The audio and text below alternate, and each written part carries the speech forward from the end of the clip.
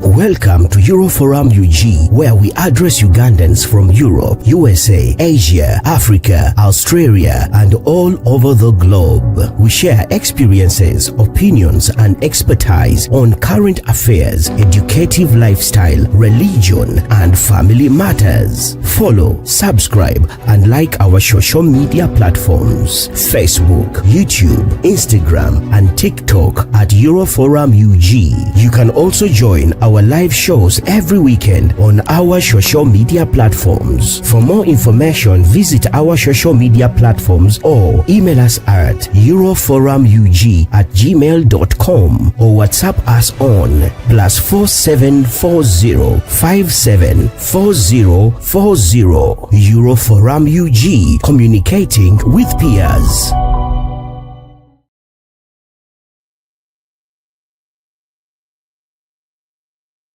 Good evening, good morning, wherever you are. It's very strange and quite unusual to come on live on air on Eurofarm at this time of the day, of the night. Here in Norway, it's 9:49 on the 23rd of November. And in New Zealand, where my guest is coming from, it is 9:49, but the only difference in the morning, and the date is 24th, and it's a Monday. How surprising, how amazing. But of course, it's comes with opening boundaries and getting to know and to look at life beyond your spaces. So it's the first show of its kind, where we are in 2 different days, 2 different time zones, and actually difference of 12 hours between us. But I want to invite you all and to welcome you and to appreciate you all who take off time to watch Euroforum. Moses Mugisha, I'm coming to you from Oslo, Norway. And our topic of discussion this evening and this morning for you living in New Zealand is the danger of a single story. How many marriages have been broken just because you only looked at a case with your lenses? A chain of cases, court cases that have been wrongly judged. There are friendships, partnerships that have been broken. And again, there are cases at a level of, like here in Norway, Banavan or child welfare cases where children have been taken away from their homes. And even at the lowest level of friendships where people only disagree because you're only looking at life with your own lenses, with one perspective. And how many people's images and profiles have been shattered and down the drain because you've only looked at life with your lenses. But okay, we are coming to you to navigate the danger of a single story. My guest today is none other than Julie Nalubwama. I hosted her here a couple of days back, and she had a very amazing, we had a very amazing conversation. And this time, then it was about her life experience in New Zealand. She told a story and there was a package. Today, we are coming in to discuss a topic. She is a counseling psychologist, and in that case, she commands the space she's taking right now. Talk about issues to do with human psychology and how society is laid out. I will invite you, Julie Nyabo, Nesimye Okukulaba. Ate, thank you for lending us your time, and thank you for coming around. Early morning for you, late night for me. What an experience. Nyabo, may you please greet our viewers? Good morning, good evening, good afternoon, wherever, depending on where you are. I'm very happy to be here again in this space. And thank you, Moses, for hosting me again. It's such a privilege to be back with you. And I'm excited again to share with you something that I'm very passionate about this morning or this evening. Yeah. It's quite interesting how we shall keep switching this morning, this evening. And Yes. for those in America, it's actually this afternoon in some states. So, and actually, that's the beauty of opening boundaries and looking at life beyond your spaces. Thank you, Julie, for taking off time, and thank you for allowing us engage you early morning to have you as a part of your to-do list. But before we engage and sail through the program, I want to congratulate you wherever you are, Arsenal fans bannange. Yeah, Arsenal the Gunners, mwebale kikuba. Tetujja gendayo nnyo tuyinza obutafuna ba viewers. And I want to congratulate every Ugandan out there who is doing something that echoes out a bit of Uganda. Of course, we understand there is a lot of work to do in Uganda, but we are only appreciating and trying to believe that only that we have in control for us immigrants is to shine out a bit about your country. I want to congratulate Peter Bale. He's a Ugandan living in Denmark. On the 18th November, that's 5 days back, they had local council elections, and he was one of the candidates. He pulled off a very, very, very amazing and outstanding campaign where he used comic videos to convey the message. And I kind of followed in, and one of the highlights of these campaigns, he attracted attention of even some of the ministers were engaged in debates that actually gave him ground to echo out the message he felt that was worth echoing out. To me, as a fellow Ugandan, when I watch such milestones, I celebrate together with such people. Greetings to you out there who is doing something that is adding a break to your community. Shout out to people who are doing particularly similar the same kind of work or service we're doing, the likes of Vega DOC and Norway TikToker, creating a lot of awareness. Mogi John Rem in Denmark, with your Afroden, Mokolo Mulimune Nyo, Irene Bisaso, a YouTuber here in Norway. Thank you for the work you do. European Management, Netherlands, the hosts of the European tournament. I give shout outs to you all. Mwebale nnyo. Let's get down to the topic of discussion today. To you watching us, you must be surprised. Sawa, what are they doing live on social media? And to those in New Zealand, Judy, this early morning on a Monday, what are you doing on social media? So we only try to find a balance between our time zones. What is the most suiting time? And it is this time. Julie, the danger of a single story. It's one topic that draws a lot of attention and also brings so much echoes from the past. And of course, reminds me and at times opens healing wounds for those listening to us. Marriages which are broken, friendships that have been broken because of just a single story. Walk me through the danger of a single story. Thank you very much, Moses. And indeed, it's Monday morning, and this is really the first assignment for me this week. So I begin my week with you and talking about a single story. And I would say we need to learn to listen beyond a single story, because why are we talking about stories? Where we come from, and from a very early age, we are told stories. And I think it's across every culture, not just our own, because there are storybooks we used to read when we were very young. The Princess and the Pea, Beauty and the Beast. They were not from our context, but in our context, we always had stories, and these stories were more passed down orally. They may probably not have been written back then, but we enjoyed it. Then, and there is a way it would draw our attention, and we were very engaged. I remember when we were young, these stories were told in the evening, not first thing in the morning, because we had to, it's a nice way to end the day and, let off the steam and relax. So it puts you in another mode altogether after working hard. Then you sit together. Long ago, it was probably around a fire. So again, it was in the evening, to kind of decongest what the day has been like and just relax into the evening. And then, as you're going to bed. So there was even a reason why the stories came in the evening, because it was supposed to serve a particular purpose. So stories have been part of our lives, really. And we have grown up into adulthood, telling stories, by the way. And not everyone may say that they love reading stories. That would be probably a novel or something. But when you look at our lives, we've survived on stories, and we've made major decisions actually based on stories. Some people have married people based on a story. Some people have taken on a job or a career based on a story. Some people have moved to a place based on a story. When I tell you about New Zealand and how beautiful it is and how we're enjoying summer while the rest of you are crying about winter, you may want to move here because the seasons are different. And one of the best stories that I know has been told through history is the story of redemption. It's a story of how this earth was created, how sin came, and how we were redeemed. So it's still a story. So stories matter, and many stories matter a lot.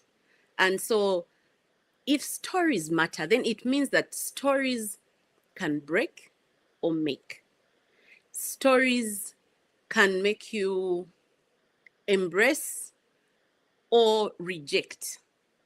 Stories, then it means that they are a two-edged sword. It means that they can do two things at the same time or more. So depending on how we use the story, then determines how that story will impact the people who listen to it. Nelson Mandela said something that was very profound. He said something, let me just get this quote right. He said that we slaughter one another in words and attitudes. We slaughter one another in the stereotypes and the mistrust that lingers in our heads, and the words of hate we spew from our lips. When you listen to that quote, he seems to be saying that we can use words to slaughter. Slaughtering is not a very good thing when you think about it, because usually when you're slaughtering an animal or anything like it, when you slaughter, there is loss of life most of the time. So have we used words to literally slaughter other people? And somebody once said, I don't know who said it, but they said, isn't it strange how people tell lies to ruin others' lives when theirs can easily be destroyed by the truth? So again, it's the story. The same story that somebody tells to ruin another person. And if they tell it in a way that is deceitful, if the same story is told with the truth, it can actually ruin the person who is telling the lies. So again, stories are two-edged swords. And stories come with stereotypes. And these stereotypes actually exist because there is always some truth to them. Not often, but sometimes there is a bit of truth.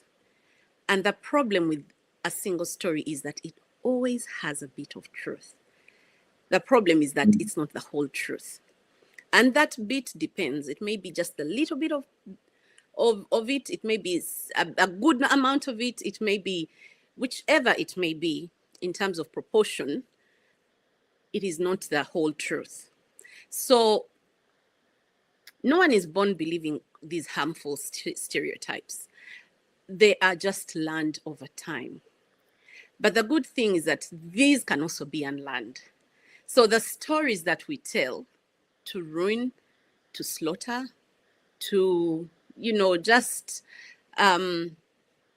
paint a little bit of, not a little bit, but paint dark pictures of other people, we can use the same power of stories to actually tell better things. But what is a single story? When we talk about single stories, what is a single story? A single story usually is something that we may end up telling people about a place or a group of people or an individual or any particular context, and we just talk about it in one way. So we deny people the opportunity to see more about that place, about that people, depending on that one story that we tell. And I believe all of us have been part of this somehow when we tell stories. And why is it important that these stories, why is it important that we talk about stories anyway at this point? Because the thing is that when you're beginning to tell a story, it is not just oral literature that is being passed on, or just a nice evening way to decongest and end the day. But once you begin a story, scientifically, what happens is that the mind will relax and release oxytocin, which is a good hormone. And when that hormone is released into your body, there is a way you become relaxed and lean in to the person who is telling that story. And when you lean in, then you begin to connect. So you see that telling a story is very, very powerful. So if I tell you a story about a place or about people or about a person, it is not just a story. We get a connection about whatever is being said. And so that is where this becomes quite powerful. That it's not just something you hear, and stories are not just statistics. They are very impactful ways of understanding things. When we talk about, for example, in Uganda, when we had the war in the 80s, 1980s, early the 80s, the NRM war that brought them into power. The statistics are very, alarming about how many people died. But when you listen to a single person who tells you what they went through during that war, and we've had some stories, it is powerful. You don't remember the statistics, but you remember the story of somebody who tells you they survived by lying underneath other dead bodies. That is something you can remember. But if I ask you offhand, do you remember the statistics? That is something you may not quite remember. Sure.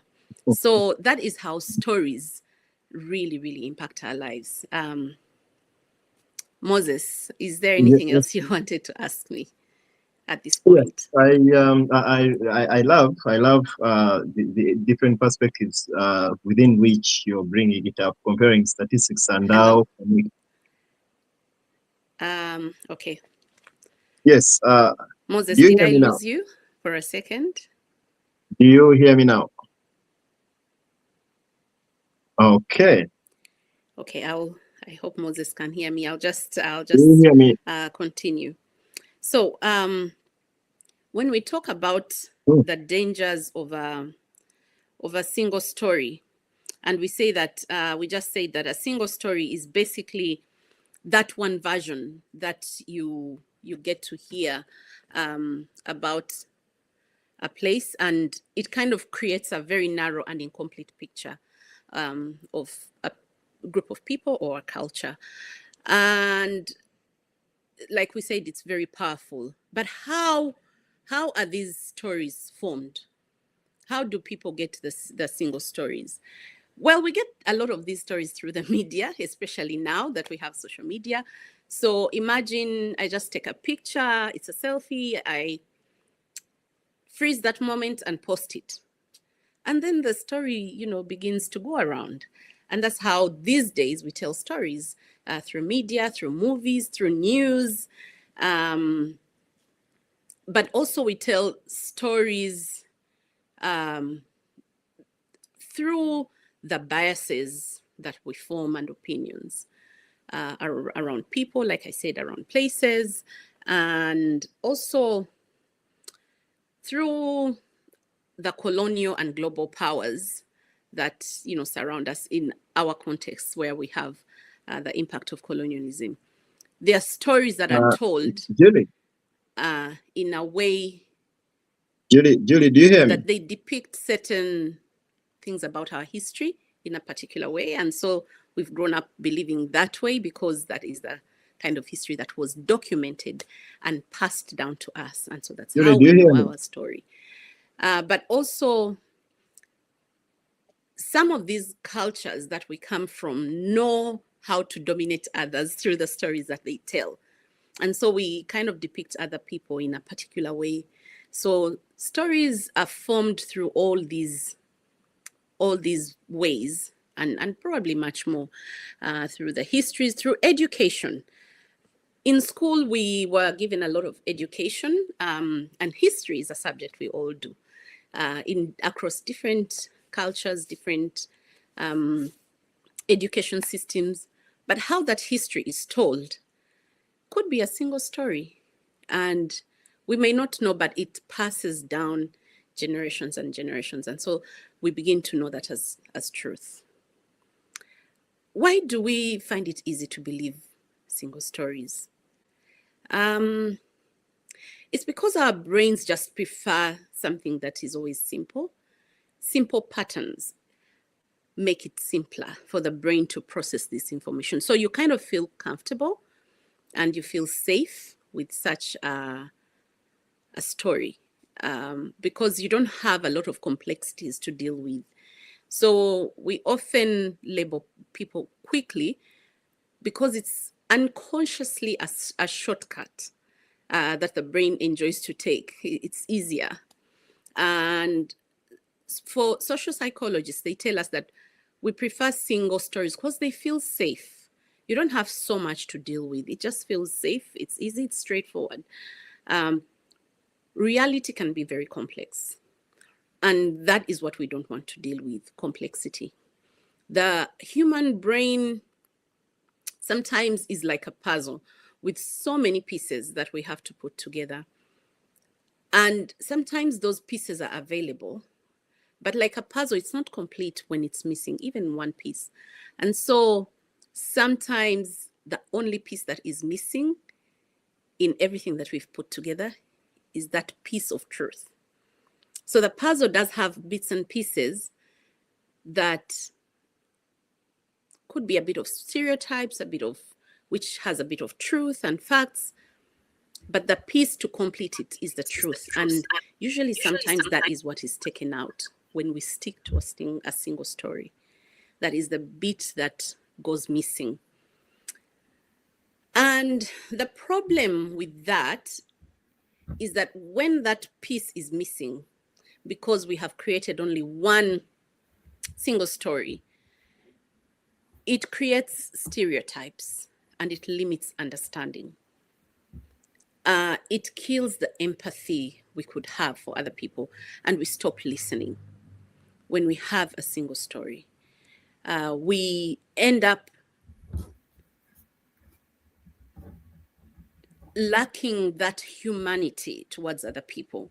We take it out from them when we choose to listen to a single story. So that is what becomes dangerous in that moment, when we take one story and we run with it and we don't look for the other bits and pieces of that story. Julie, It sorry makes us spread fear and misinformation. And Julie, definitely I'm sorry miscommunication is part of interrupt, that. but do you hear me? So we spread this fear around people, around places, around cultures, just based on that single story. And it also leads to injustice and exclusion. And in this case, I usually like talking about, I'm not a lawyer by profession, but circumstantial evidence is that kind of evidence that, well, they wouldn't entirely base on that to decide a case, but it can aid how the case will actually go. It can provide information that could be considered quite significant. For example, if somebody comes and has blood on their hands and somebody has just been murdered a few meters away, but this other person was actually just slaughtering chicken, and in that moment they come out with a knife and blood on their hands, and somebody will say, oh, somebody has just been killed and their blood is oozing out, and you come out with blood on your hands and a knife. The chicken may not be there. Probably he has come to pick water. In that moment, people can't tell if this is blood of a chicken or not. It just looks like blood and a knife. So if somebody has just been slaughtered and you come out in that moment, what are the odds that you're not the one? Most likely people would think, oh, you're the one who has done something like that. So what will happen is that this person may be convicted with people saying, with evidence, we saw him, it was in real time. The same time this person was murdered, this person came out with a knife and they had blood on their hands and they were coming from the same direction. So, I mean, you can be convicted, but is that the whole story? No, it's not the whole story. So when we tell single stories, it can lead to very severe injustice. And some people, many people, are in prisons today based on single stories, unfortunately. And some people, very sadly, have been convicted and lost their lives, executed based on a single story. So that's how dangerous it can be. And it leads to exclusion. There are people we will never talk to, invite around our celebrations or whatever, just because somebody said something about them. And it's a single story. We never ascertained if that's true. We never understood the context. We never reached out to them to even understand if they actually said it. And we have excluded them for the rest of their life. Them, their children, their children's children, and it's now a generation of exclusion. So that's how very dangerous a single story can be. These stories, when they're just single, they kind of end up dehumanizing other people. And the worst thing you can do to a human being is to take out the humanity in them, the humanness that they have, which is actually a God-given right. And when you take that out of them, it is so easy to do anything to them because you don't see them as your fellow human being. And that's what single stories do. In Rwanda, when the genocide happened, there were stories of people on the radio saying that the other group of people were cockroaches. So when people were killing them, imagine for somebody who really hates a cockroach, like some women really do hate cockroaches and fear them. Imagine having to deal with a real cockroach in life like that. How you know how we beat them and squash them, and that's exactly what people did to one another. Beat them, squashed them, beat them like they were beating cockroaches. But they were beating fellow human beings, brothers, sisters, children, mothers, fathers. So that's what single stories do. They dehumanize other people. So stories have been used to dispossess and to malign other people. But we can again use those very stories to rebuild, to give dignity back to people. So we need to stop listening to a single story in life. And it's very hard work. It is hard to train yourself not to take the easier route. Remember, we said that the brain loves the shortcut and it loves single patterns to deal with, which are easier because more is complex. But there is beauty in that complexity. When you go underneath, you know what they say sometimes that the devil is in the details, but it's not the devil, actually. The good is in the details. If you really want to find the best in others, you need to go beyond the surface and look beyond that one story that you know. So what happens when we believe Julie, a single story? if I may just interrupt Usually a bit. what happens is that we stop listening, we Julie? stop learning. You have just cut off somebody, you have just cut off a group of people or a place and say, I'll never go there. So you have completely just cut off that entire process of building a relationship, of building an experience, of learning. And when we believe a single story, we also kind of build walls instead of bridges. Walls around ourselves, but we also cage other people into another, another kind of prison. And these prisons are very dangerous because they are prisons without walls. And so they are prisons without a structure. You see, people in prison at least know I'm serving 4 years. After 4 years, I'll be a free man. But here we are putting people in prisons that have no walls. The sentence is not clear, how long they will be there, and how. So it's a very complex prison to be in. It's so indefinite. There is a lack of certainty. It's hard. Imagine if you're going to go to prison. You don't know how long you're going to serve. You don't even know what your sentence is. If it will be life, imprisonment or death, or there is parole. You don't know any of those things. It would be very, very challenging. But those are the kinds of prisons that we put other people in most of the time when we listen to a single story. And we miss out on relationships and opportunities. There are people you don't talk to and you have decided not to talk to, but they are your gateway to your next level of success. But you have refused to talk to them because of a single story you had. And this person may have opportunities and you say, I will die in poverty, but I will not talk to them. I'll not talk to them about this opportunity.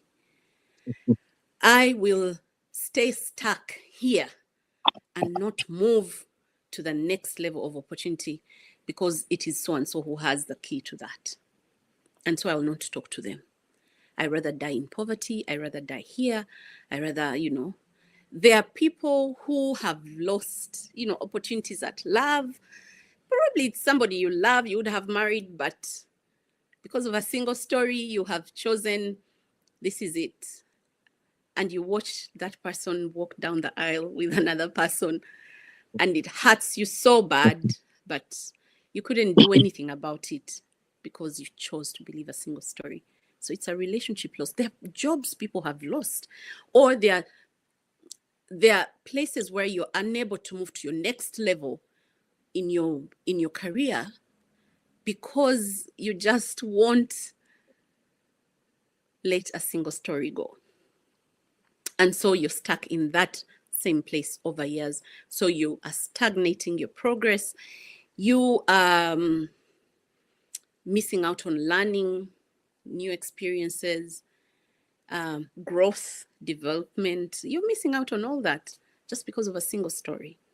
Or you're making other people miss out on all those things because of a single story. They could have actually benefited the organization more. They could have helped the organization move to another level, make it more competitive, give you breakthroughs in the market. But because of a single story, you're keeping this wonderful stuff under the table because somebody said something about them. So when we believe single stories, there are so many opportunities that are missed for ourselves, but also for our communities.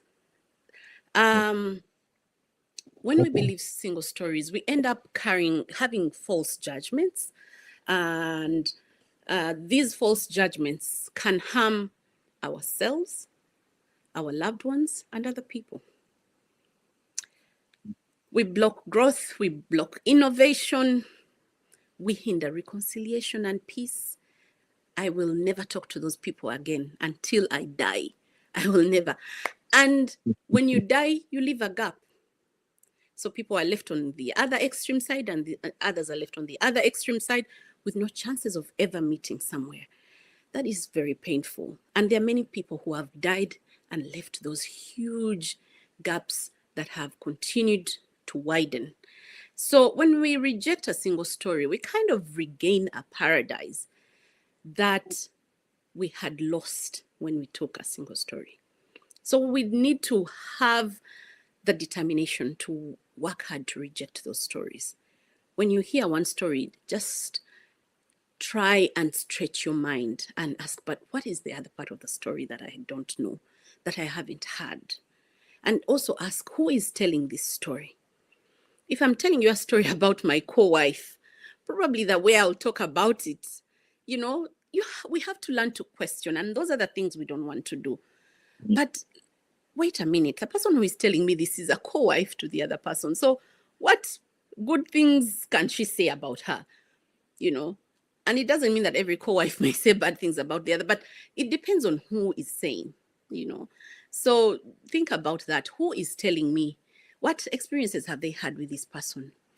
What is their interest? What is their need? What is their position? Because all those determine how the story will be told. Yeah. So, yes, Julie. Julie, are you there? Julie, do you hear me? Hello, Moses. Julie, do you hear me? Julie, do you hear me? Okay, I'll just continue. Okay. I hope you can I you can hear me. okay. I Yeah, realize so okay. once we accept these single stories, we are kind of setting ourselves up for failure, for lesser development, for failed relationships. It's the list is endless. So how then do we break this cycle that we have been used to, that has been handed down to us through different centuries and different generations? Because probably we grew up with single stories, but how then do we break that? We do break single stories by listening to other people, just listening, just creating that space, giving the platform for other people to tell their stories too. We need to break single stories, like again, I said, by asking before we assume. We have to learn to teach ourselves to ask questions. It is not bad, and probably we come from a culture where we were never allowed to question. We were never allowed to question anything. And when you questioned, you were being disrespectful. You were being difficult. So because we come from that kind of history, we learned not to ask. I guess this is the time we need to start thinking beyond that kind of upbringing, and we learn to ask questions. Why are you telling me this? What is your interest? But were you there physically, or also you were told by somebody else? Were you in the same place when this was happening? And one thing I like about the Rotarians is they always say, when you say something, it has to go through, I think, 3 gates. I'm not a Rotarian, but I've attended 1 or 2 meetings. They say, ask, is it important? I think so. Is it relevant? Is it the truth? Something similar to that, but probably the Rotarians will correct that. We need to learn to use those gates. Those gates are not there for nothing. They are there to help us change the single stories. But another way to change a single story is to tell your story. People, I see these memes going around all the time. It's okay. At this point in life, believe whatever you want to believe about me. Everything you've heard about me is correct, and you can add on your own. All of them, everything you want to say is correct. And I understand where that comes from. It comes from a place of us being tired of having to tell our stories and they're not believed. It comes from a place where we are never given a chance to tell our story. It comes from a place where multiple false stories have been told about us, that you feel exhausted and you just say, it's okay, whatever you want, believe it. Everything that is going to be told to you about me in 2026 is true. I'm done. I'm tired. But we need to learn that actually that comes from a place of pain. People say that with pain. It doesn't come from a place of comfort and happiness. It comes from a place of pain, frustration, and disappointment. And we need to challenge that. That I will not listen to everything out there and say it's true that I've heard about you. What is your story? And we need to be able to tell our stories. To be able to hear also diverse stories, it means that we have to build diverse relationships, and we need to be comfortable enough to expand our circle of friends. If you have the same friends, year in, year out, you don't associate with other people, it's the same clique, you're bound to listen to the same story. And it may be a single story because you don't get perspective from other people. So to know certain things, and there are many things I've learned from just associating with other people who are not my usual clique. And then from these people, you get to learn, oh, actually, that's not how it happened. So we need to allow ourselves to diversify in terms of friendships. And this goes so much sometimes to some church people or born again or Seventh-day Adventist, I am one, or whatever Christian groups we may belong to. Or you're a Muslim and all your friends are only Muslim from your very mosque. You can't even be friends with people from another mosque. I know people who are born again and their friends are only from that born again church because we are brothers and sisters, and that's it. You can't even make friends with people at your place of work. You're going to uni, you can't make friends with people at the university. You're not friends with the people at the apartments where you stay. It's only your church people. That is quite dangerous. We can have friends in the marketplace, border. These people, by the way, will tell you things that you don't know. Border is an experience probably other international people may not know, but these are people who do, local taxi, and it could be with a motorcycle, or they see things you don't see. They hear things you don't hear. Be friends with everybody. It could be somebody at the supermarket. Just allow yourself to have different kinds of friends for different reasons. It kind of helps you challenge the single story. And we need to also challenge the stereotypes that we have known with kindness, but very consistently. When we say all Muslims are terrorists, really, Muslims are terrorists. How terrible to believe such a thing, because some of the best people I have dealt with my entire life, and they are some of my closest friends are Muslim. And I'm very happy to fast along with them during Ramadan. It strengthens me as a Christian, not as a Muslim. It strengthens me as a Christian. And there are many nice things I've learned about Islam that I apply in my life, and they work so well because Islam is a way of life. And there's so many things that are taught in Islam, and I believe them 100%.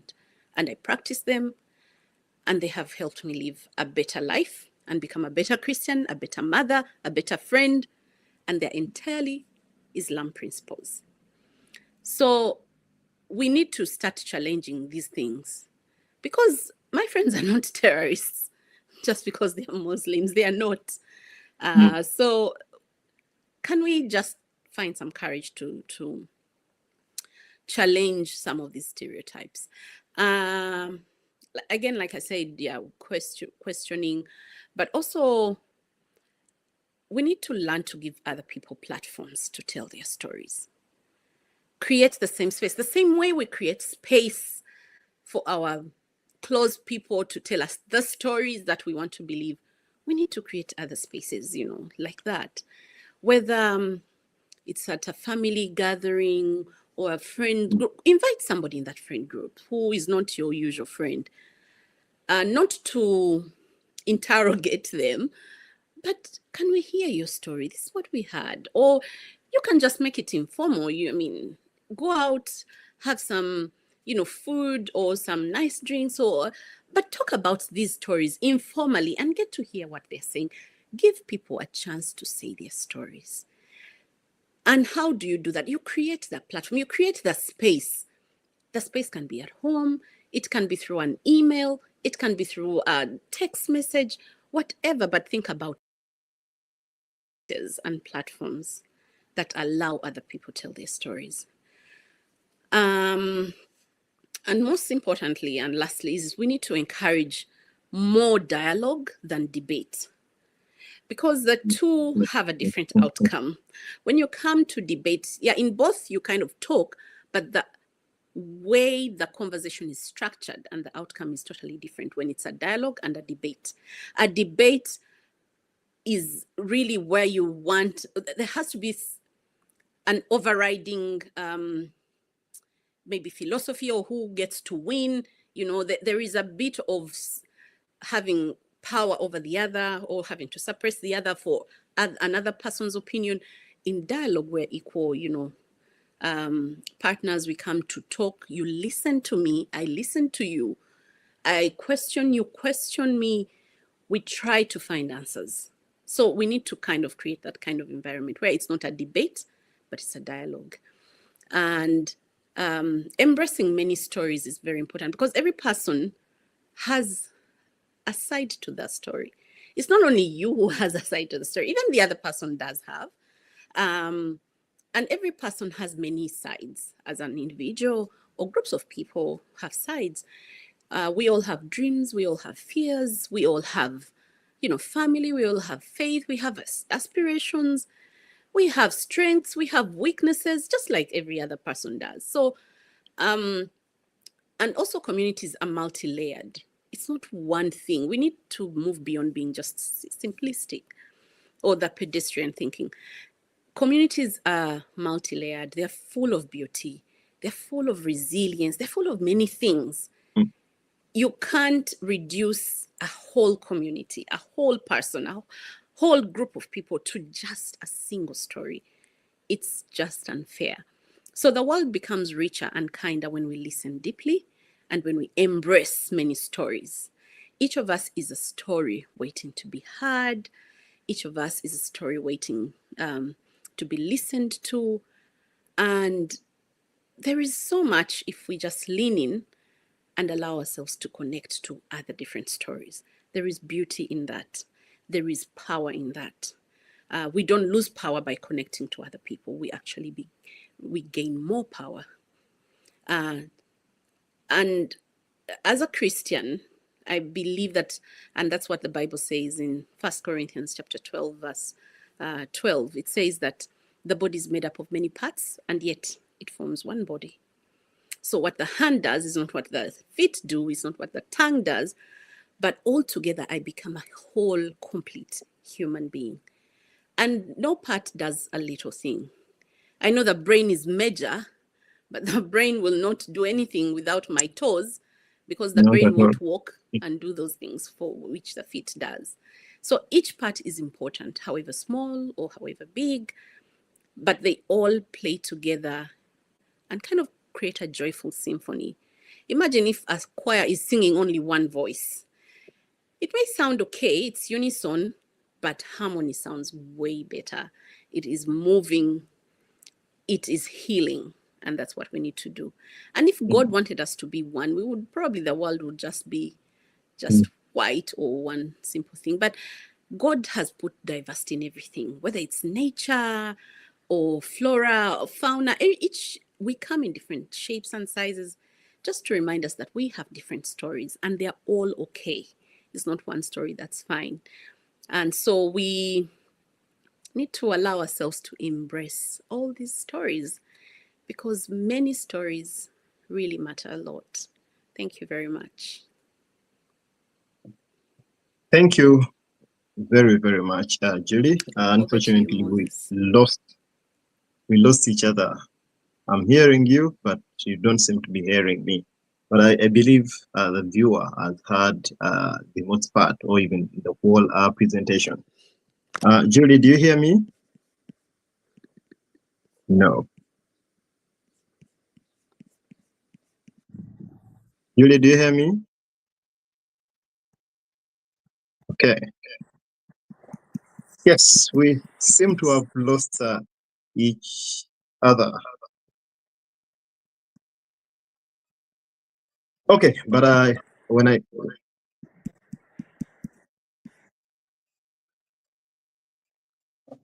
okay, we seem to have lost each other, but I'll take it up from here as we wind up this show. That was Julie Nalubwama, a Ugandan living in Switzerland. Sorry, New Zealand, and she's a counseling psychologist and a peace negotiator or peace mediator, as you may refer to that, but she mediates peace. And in our last conversation with her, she told a story, and that she has served a lot of assignments in line with that. Particularly today, she has been out tonight for it's morning in New Zealand. She has been talking about the danger of a single story. Unfortunately, let me see if I can get her back. Let me see if I can get her back so we could have a very good learning. Let's take a short break. Welcome to Euroforum UG, where we address Ugandans from Europe, USA, Asia, Africa, Australia, and all over the globe. We share experiences, opinions, and expertise on current affairs, educative lifestyle, religion, and family matters. Follow, subscribe, and like our social media platforms: Facebook, YouTube, Instagram, and TikTok at Euroforum UG. You can also join our live shows every weekend on our social media platforms. For more information, visit our social media platforms or email us at euroforumug@gmail.com or WhatsApp us on +4740 574040. Euroforum UG, communicating with peers. Welcome to Euroforum UG, where we address Ugandans from Europe, USA, Asia, Africa, Australia, and all over the globe. We share experiences, opinions, and expertise on current affairs, educative lifestyle, religion, and family matters. Follow, subscribe, and like our social media platforms: Facebook, YouTube, Instagram, and TikTok at Euroforum UG. You can also join our live shows every weekend on our social media platforms. For more information, visit our social media platforms or email us at euroforumug@gmail.com or WhatsApp us on +4740 574040. Euroforum UG, communicating with peers. Welcome to Euroforum UG, where we address Ugandans from Europe, USA, Asia, Africa, Australia, and all over the globe. We share experiences, opinions, and expertise on current affairs, educative lifestyle, religion, and family matters. Follow, subscribe, and like our social media platforms: Facebook, YouTube, Instagram, and TikTok at Euroforum UG. You can also join our live shows every weekend on our social media platforms. For more information, visit our social media platforms or email us at euroforumug@gmail.com or WhatsApp us on +4740 574040. Euroforum UG, communicating with peers. Welcome to Euroforum UG, where we address Ugandans from Europe, USA, Asia, Africa, Australia, and all over the globe. We share experiences, opinions, and expertise on current affairs, educative lifestyle, religion, and family matters. Follow, subscribe, and like our social media platforms: Facebook, YouTube, Instagram, and TikTok at Euroforum UG. You can also join our live shows every weekend on our social media platforms. For more information, visit our social media platforms or email us at euroforumug@gmail.com or WhatsApp us on +4740 574040. Julie, are you there? Julie, are you there? Okay.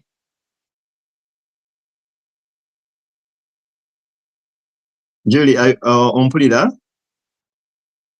Okay, surprisingly, sikuwulira. Naye I don't know what has happened, but ompulira bulungi, and I can read your lips nti ogezaako ga ompulira bulungi, but I'm not hearing you. But let me see. Yes, Julie. Do you hear me? Okay. I'm not hearing you, but okay, it's just a bit strange, but we shall wind up our show here. For you who has just joined in, it's been a presentation. I'll call it a presentation because she has had a PowerPoint presentation, much as it hasn't been displayed on the screen. But It's been about the danger of a single story.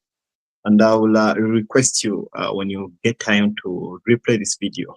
It has very, very amazing content that relates very well with you. I don't know your story. I don't know the space in which you live, and neither do I know the space in which you work. But I have strong belief that this presentation relates and aligns well with the experiences you've had with your family, friends, and perhaps your workmates. And Julie, I want to thank you so much. It's unfortunate that you cannot give your closing remarks, but may I ask you to log in and come back? Maybe it might be much better.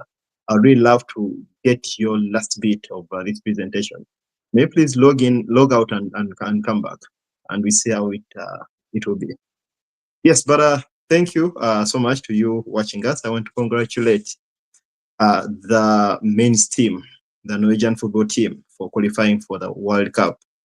The last time they participated or competed in the World Cup, it was in 1998. That's about 27 years back. Imagine what a time. And of course, a lot has happened around the world, and I want to congratulate everyone out there who has had a birthday today. Today we are still in Norway lines. We are still speaking of 23rd. In New Zealand, it's already 24th. Let me see.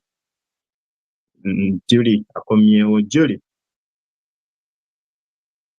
Okay, I don't know what has happened. Naye ndowooza gadget bwetyo not to get you again. But yes, we shall hold it here for now. And thank you so much for tuning in. Julie, thank you so much for your time.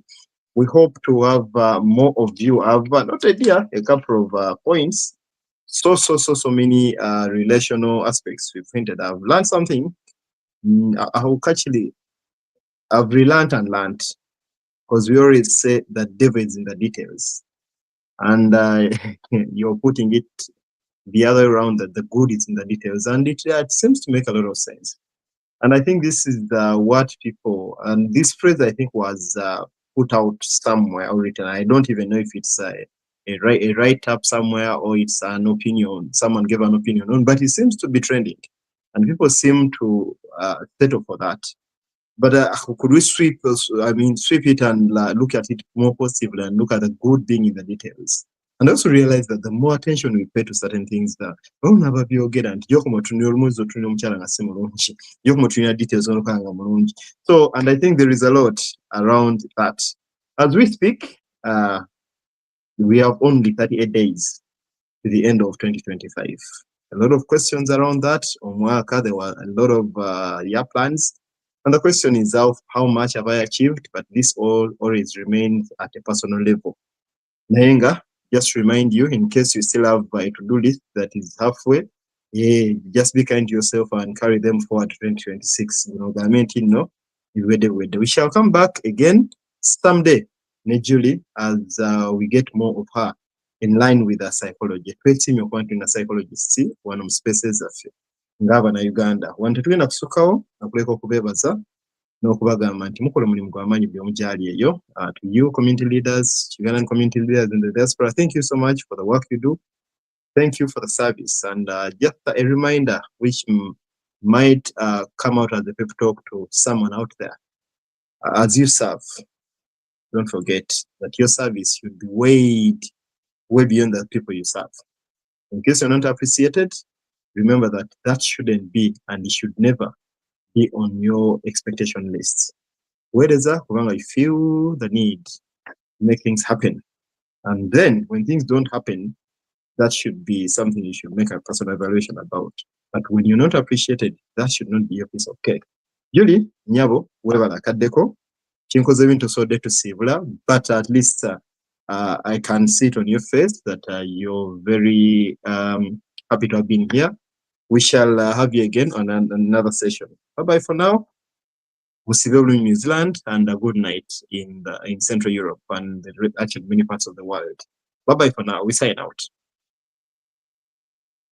Welcome to Euroforum UG, where we address Ugandans from Europe, USA, Asia, Africa, Australia, and all over the globe. We share experiences, opinions, and expertise on current affairs, educative lifestyle, religion, and family matters. Follow, subscribe, and like our social media platforms: Facebook, YouTube, Instagram, and TikTok at Euroforum UG.